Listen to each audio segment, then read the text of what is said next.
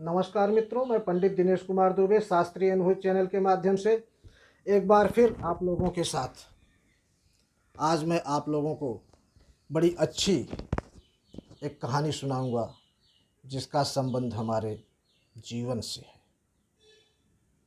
आप लोग कहानी का असली आनंद लेना चाहते हैं तो अंत तक हमारे साथ बने रहिए, तभी इस कहानी का आनंद आएगा और कहानी का निष्कर्ष आपको समझ में आएगा। आप थोड़ा बहुत सुन के बंद कर देंगे, नहीं सुनेंगे, आपको कोई समझ में नहीं आएगा, आप बेमतलब का रह जाएगा। इसलिए कहानी का आनंद लीजिए और सुनिए। बहुत पुराने समय की बात है। दो ब्राह्मण परिवार थे। किसी शहर में दो ब्राह्मण परिवार अड़ोस पड़ोस में रहा करते थे। दोनों में से एक ब्राह्मण गरीब था और एक ब्राह्मण अमीर था। अमीर ब्राह्मण संपन्न था, उसे किसी चीज़ की कोई कमी नहीं थी, लेकिन जो गरीब ब्राह्मण था उसके घर में आए दिन हमेशा किटकिट हुआ करती थी। ब्राह्मण की पत्नी हमेशा अपने पति को खरी खोटी सुनाया करती थी और उदाहरण अपने पड़ोस वाले ब्राह्मण का दिया करती थी कि आप देखिए पड़ोस में ब्राह्मण, उनका कैसे परिवार चलता है, कितने धनाढ्य हैं, उनके पास किसी चीज़ की कमी नहीं है, अब एक तुम हो, किसी काम के नहीं हो, तुम्हारे घर में खाने के लिए लाले पड़े हैं। बात भी स्वाभाविक थी। आजकल ऐसा होता भी है। लोग अगल बगल की नकल बहुत करते हैं। पड़ोस और ख़ास करके एक ही परिवार हो, अगर ब्राह्मण परिवार हो, अगर अगल बगल में है, अड़ोस पड़ोस में, तो एक दूसरे की नकल ज़रूर करेगा, एक दूसरे को नीचा दिखाने की कोशिश करेगा। ऐसा होता है, यही संसार है। ब्राह्मण की पत्नी अपने पति से रोजाना कुछ न कुछ झिकझिक होती रहती थी। ब्राह्मण तंग आ चुका था, क्योंकि बुद्धि से थोड़ा पैदल था, उसके समझ में कुछ आता नहीं था, जबकि पत्नी सही बात कहती थी लेकिन कुछ कर नहीं सकता था। बैठे भोजन दे मुरारी, हर ना हर चले न चले कुदारी, ऐसा था वो। संयोग एकादशी का दिन था। पति पत्नी में थोड़ा बहुत झिकझिक हुई, गुस्सा में आया, चल दिया जंगल की ओर। बोला, मैं चलता हूँ जंगल में, कोई न कोई हिंसक जानवर मुझे मार के खा जाएगा। सब दिन का झंझट, हर दिन का झगड़ा हमेशा के लिए ख़त्म हो जाएगा, मुझे मुक्ति मिल जाएगी। जबकि उसका विचार बहुत ही गलत था, निहायत गलत था, लेकिन होने को कुछ और ही मंजूर था। संयोग कुछ और ही था। ब्राह्मण कुमार जंगल में घुस गया। जंगल के अंदर जाने के बाद उसे एक गुफा दिखाई दी, जो कि शेर की गुफा थी। और उस शेर की गुफा के दरवाजे पर एक हंस बैठा हुआ। उस शेर की नींद में खलल न पड़े, आप कहिए कि शेर, हंस जो था उसका प्रधान मंत्री था और वहाँ दरवाजे पर बैठा था। दूर से देखा उसने कि कोई ब्राह्मण कुमार इस गुफा की ओर चला आ रहा है। हंस ने सोचा, आज एकादशी का दिन है, शेर जग गया तो इसे मार के खा जाएगा और इसका सारा पाप मुझे लगेगा, क्योंकि मेरे सामने आ रहा है, मैं इसको बचा नहीं सकता। क्या करना चाहिए? ऐसा सोचकर उस हंस ने एक युक्ति निकाली, एक तरकीब निकाली और लगा जोर जोर से शेर को आवाज़ देने। ओ जंगल के राजा, उठिए, देखिए आज एकादशी के दिन आपके घर पर साक्षात विप्रदेव ब्रह्मदेव पधारे हैं, आज आपकी तकदीर खुल गए। शेर जग जाता है, हंस से पूछता है क्यों चिल्ला रहे हो? अरे बोले राजा आज मैं चिल्ला नहीं रहा हूँ, आज आपकी तकदीर खुल रही है, साक्षात ब्रह्मदेव आपके दरवाजे पर पधारे हैं।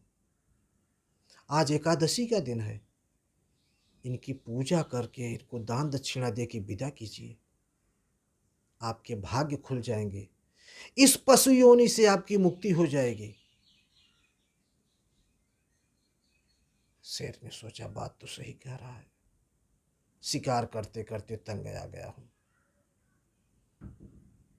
हंस की बात उसने मान ली, उसके दिमाग में बैठ गई और वो अंदर गुफा के अंदर गया और जो पहले इंसानों को मारकर इकट्ठा किया हुआ सारा सोना चांदी लाके उस ब्राह्मण के पैर में रख दिया।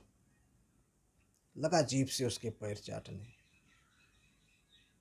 हंस ने धीरे से उस ब्राह्मण कुमार को इशारा किया और कहा कि हे ब्राह्मण कुमार, ये शेर है, इसकी बुद्धि का कोई ठिकाना नहीं, कब पलटी खा जाए। जितना जल्दी हो सके माल समेटो, चंपत हो जाओ। बात भी हकीकत थी। ब्राह्मण कुमार समझ गया और जितना माल था सब गठियाया और लेके सीधे घर की तरफ रवाना। हंस ने शेर की बहादुरी और उसके पीठ थपथपाई कि अब आपने आज बहुत बड़ा पुण्य का काम किया है। इधर ब्राह्मण कुमार जब गांव में पहुंचा, अपने घर में पहुंचा, उसकी पत्नी सोना चांदी से भरा गट्ठर देखी तो बहुत खुश हुई। चारों तरफ बात फैल गई। अब पड़ोस की पत्नी को जब सुनने में आया, देखा उसने, तो उसके पैरों तले धरती खसक गई। बोली अरे ये तो हमारे जैसा हो गया, ये तो हमारे जैसा धनवान हो गया, ये तो अच्छा नहीं हुआ। लगी जलने भुनने लगी और उसने कहा ठीक है, अब अगली एकादशी को मैं अपने पति को भेजूंगी, मैं इसको जाने नहीं दूंगी। जब अगली एकादशी आई तो उसने अपने पति से कहा कि पतिदेव आप जंगल की ओर जाइए और वहाँ गुफा के सामने शेर आपको बहुत सारा धन दे के विदा करेगा। पतिदेव बेचारे क्या करते, करता न धरता, चल दिए जंगल की ओर। संयोग से उस समय वहाँ प्रधानमंत्री बदल गया था, से हंस की जगह कौवा प्रधानमंत्री हो गया था। और कौवे ने जब देखा कि कोई ब्राह्मण कुमार आ रहा है तो बड़ा खुश हुआ, बोला चलो अच्छी बात है, एक ब्राह्मण कुमार आ रहा है और शेर इसे मार के खा जाएगा, थोड़ा बहुत मांस मुझे भी मिल जाएगा, मेरा भी बहुत दिन से हुआ मन हो रहा है, इंसानी मांस खाए बहुत दिन हो गया।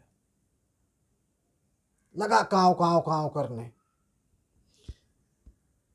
अपनी भाषा में शेर को जगाने लगा कि जंगल के राजा उठिए, देखिए एक मनुष्य आया है और आप उसका जल्दी से शिकार कीजिए। शेर उठता है, का सोचता है कि आज एकादशी के दिन ब्राह्मण कुमार फिर आ गया। तब उसने सोचा कि हम पहले तो बहुत पुण्य कर चुके हैं, अब आज पाप नहीं करेंगे एकादशी के दिन।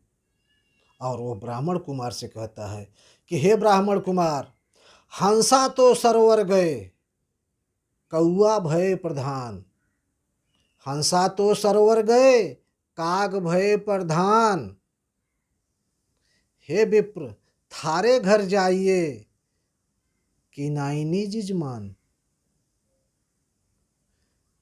कि हे विप्र अब आप अपने घर चले जाओ, वो तो हंस था जिसने मुझसे धर्म का काम कराया, मुझसे पूजा पाठ करवाया, अब कौआ प्रधान है और यह तुमको मारने के लिए हमको उकसा रहा है कि इस ब्राह्मण कुमार को तुम मार डालो। पर मैं ऐसा करना नहीं चाहता। वैसे भी किनाइनी जजमान शेर का कोई जजमान नहीं होता है, किसी शेर किसी का जजमान नहीं होता है। और आप जितना जल्दी हो सके आप यहाँ से निकल जाइए। बात ब्राह्मण कुमार को समझ में आ गई। वहाँ से चंपत भागा और सीधे अपने घर आ गया। तो साथियों, बात यह है कि हर इंसान के अंदर हंस और कौवा, काग, ये दोनों रहते हैं। ये कहाँ रहते हैं? हमारे मन में। इन्हीं को बदलना है। जब हंस प्रधान रहता है तब हमसे धर्म काम, किसी की सेवा शुश्रूषा, किसी की मदद करना, अच्छे कार्य कराता है, गलत कार्य की तरफ कभी ध्यान नहीं देता। लेकिन जब कौवा काग प्रधान हो जाता है तो दुनिया का ऐसा कौन सा बुरा काम नहीं है जो न करता हो, सारे बुरा काम करा देता है। किसी ने कहा है कि पहले यह मन सर्प था, करता जीवन घात, और अब तो मन हंसा भये, मोती चुन चुन खात। मित्रों, अपने मन को हंस बनाइए, कौवा मत बनने दीजिए। यही कहानी का सारांश है। अब ये कहानी आपको कैसी लगी आप ज़रूर बताइए। धन्यवाद।